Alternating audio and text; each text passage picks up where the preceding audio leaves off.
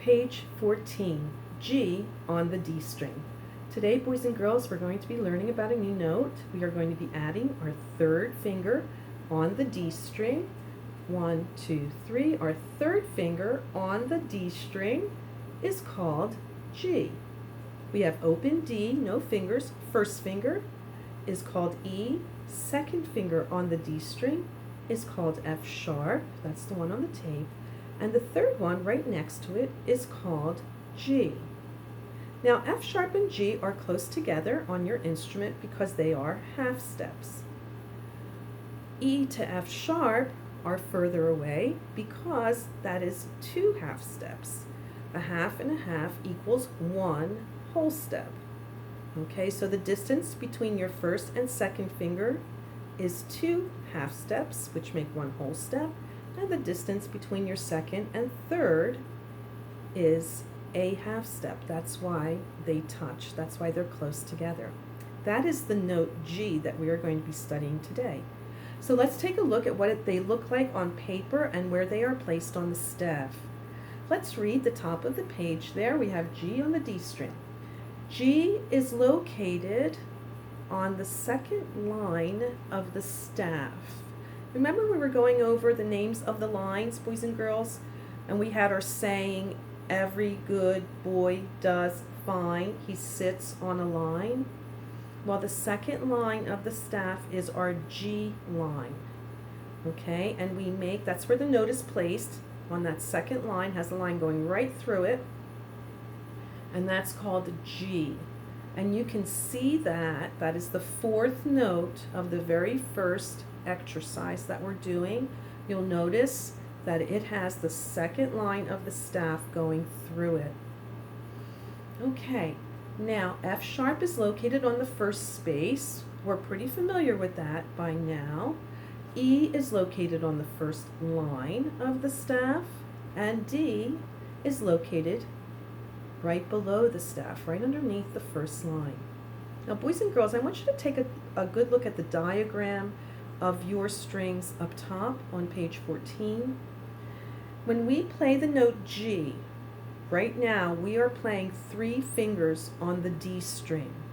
We are not playing your open G. That note, open G, looks completely different on paper. We are playing this G. D3, all 3 fingers on the D string. Okay, let's do the very first exercise together. We have 4 beats in a measure. Our time signature tells me that. The top number 4 always tells me how many beats are in a measure.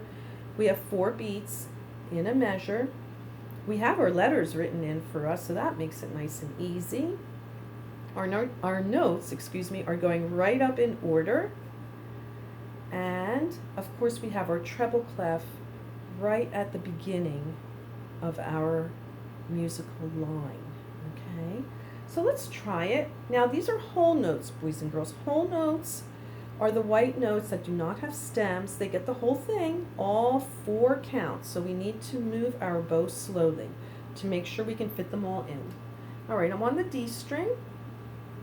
Don't forget about your posture and your hand positions, boys and girls. 1, 2, 3, 4. 1, 2, 3, 4. First finger, E, 2, 3. 4. Second finger, F sharp, 2, 3, 4, G, 2, 3, 4. Double bar. Okay, let's try it again. Let's try it again. Here we go. And 1, 2,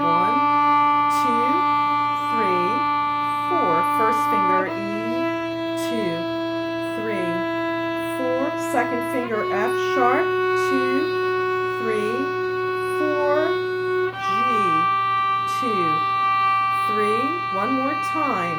D, 2, 3, 4. First finger, E, 2, 3, 4.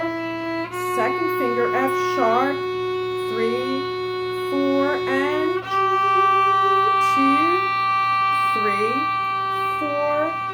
Double bar. Okay. The note G. 3 fingers on the D string. Make sure, boys and girls, that your fingers are on the D string, and that's where you're making your G. When you look at the diagram, you can see that your G string does not have any fingers on it yet, okay?